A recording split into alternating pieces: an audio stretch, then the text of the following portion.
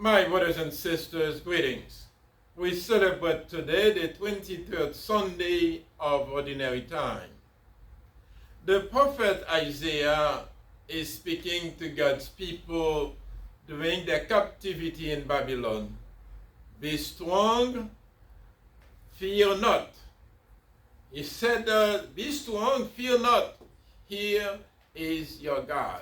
He comes to save you. God's salvation is expressed in terms of healing the blind and the deaf, the lame and the mute. The desert would come alive with rivers and springs and abundance of life-giving water. The reading prepares us for the gospel, where Jesus heals a man who was a deaf mute. Jesus' healing work was a work of compassion, but it also announced in a dramatic way God's times of trial. We need to remind ourselves over and over again of these words of Isaiah. He is your God. He comes to save you. Jesus healed a man in today's gospel who was deaf. What a gift Jesus gave him. He could suddenly hear, which is amazing.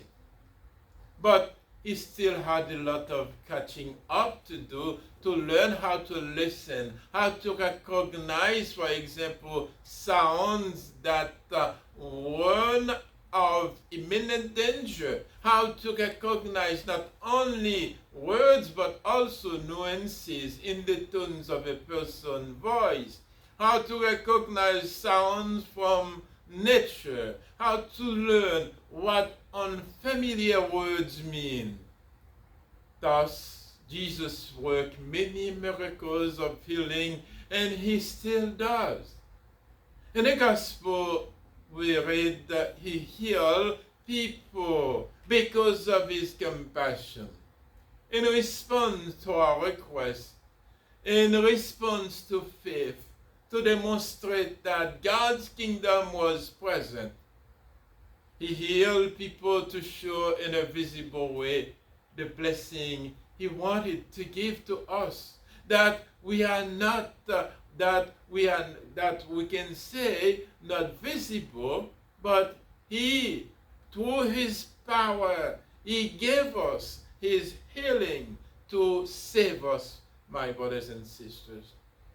Jesus helped this man to hear.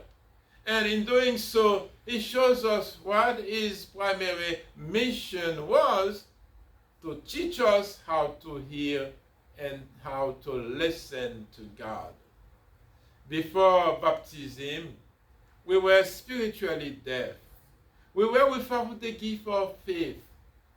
As a consequence, we could not hear God speaking to us.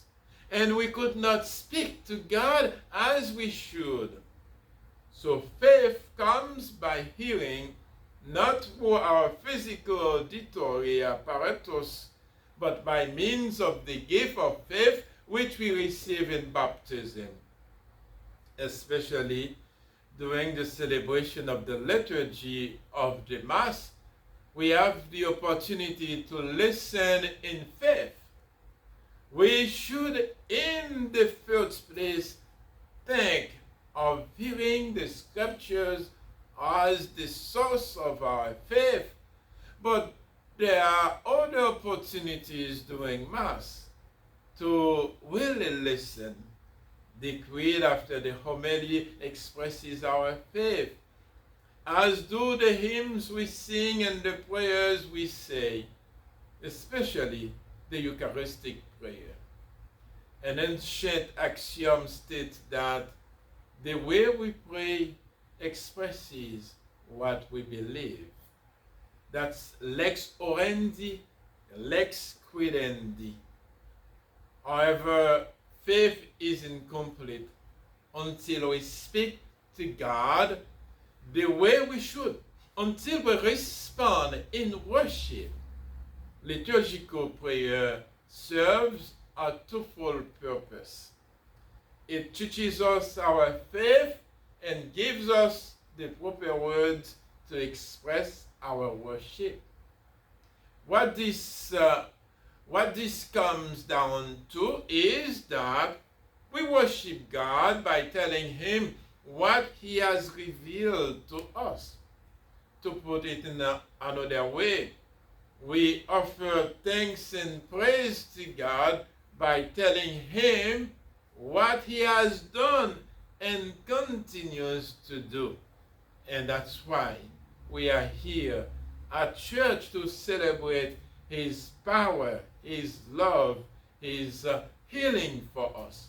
May He continue to be with you and bless you with His, and may He always bless you as He sent Jesus to save us, to really give us the power to hear His word, and that we will put that word into practice in our lives. May He bless you.